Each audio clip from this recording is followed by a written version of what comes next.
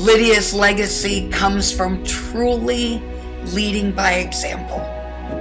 She is someone who wants you to listen to everything you can. Pray as often as you can. Use your courage to share your faith and your beliefs.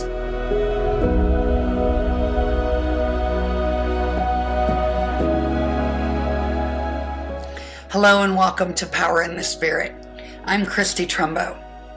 I am a lifelong Lutheran, baptized at 3 months, and a longtime member of Muhlenberg in Harrisonburg. At Muhlenberg, I serve on the church council. I am a lay assisting minister and recently felt the call to the Lay Preaching Academy and was commissioned last June. I have been able to worship with and preach at congregations of faithful servants. These communities previously unknown to me have brought me great joy. In 2022, I worked with the Reverend John Wirtz, our Director of Evangelical Mission, to explore the possibility of a church on the Eastern Shore of Virginia. Today we begin the journey of learning about Lydia. The reading for today is Acts 16, verses 11 through 15. Setting sail, therefore, from Troas, we made a direct voyage to Samothrace, and the following day to Neapolis, and from there to Philippi, which is the leading city of the district of Macedonia, and a Roman colony. We remained in the city some days, and on the Sabbath day we went outside the gate to the riverside, where we supposed there was a place of prayer. And we sat down and we spoke to the women who had come together. One who heard us was a woman named Lydia from the city of Thyatira, a seller of purple goods, who was a worshiper of God. The Lord opened her heart to give heed to what was said by Paul. And when she was baptized with her household, she besought us, saying, "If you have judged me to be faithful to the Lord, come to my house and stay." And she prevailed upon us. As Kelly Bear Derrick has said many, many times, there are some powerful women in the Bible.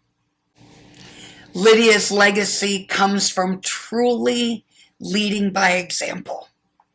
She is someone who wants you to listen to everything you can.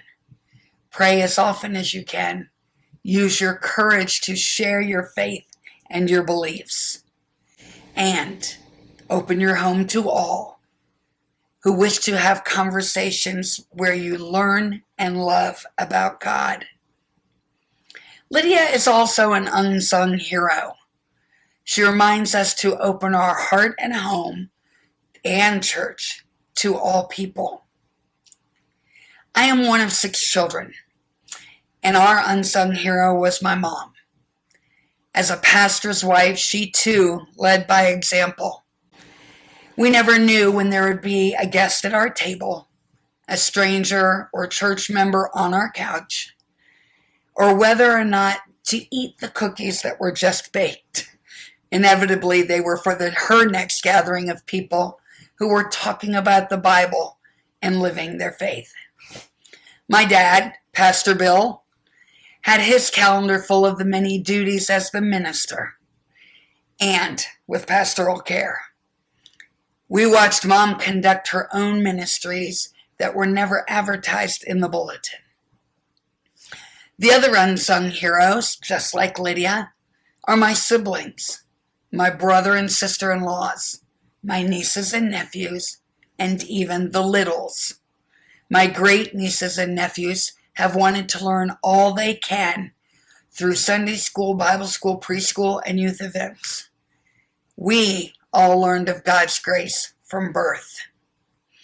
We have lived out our faith every day by showing grace to not only ourselves, but to those we meet along the way. We have opened our hearts. We have opened our homes. And we have especially opened our minds to meeting all of God's people. We have prayed with and for many. I find it very ironic that one of my family members loves the color purple, and it has it showing in all of their safe spaces for rest. She has shared her faith by taking people on trips to celebrate life and living.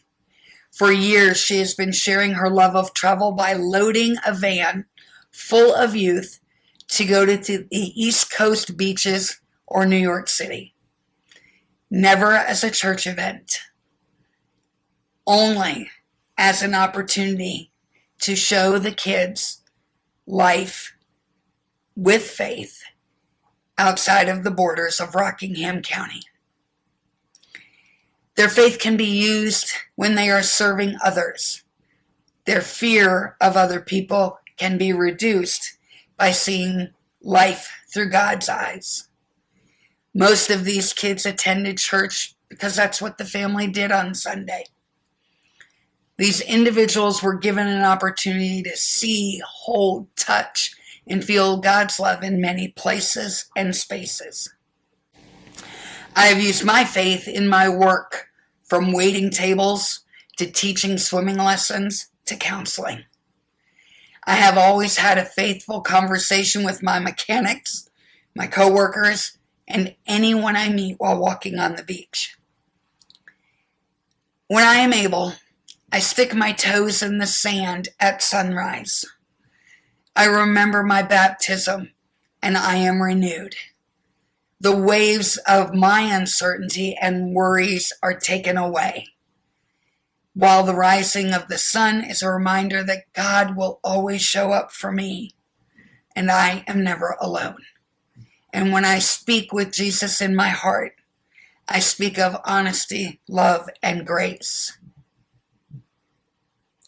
There are many Lydias hiding within us and among us. I'm sure you know a few. Let's celebrate anyone who is faithful to the Lord. May the peace of God, which surpasses all understanding, guard your hearts and your minds through Jesus Christ. Amen.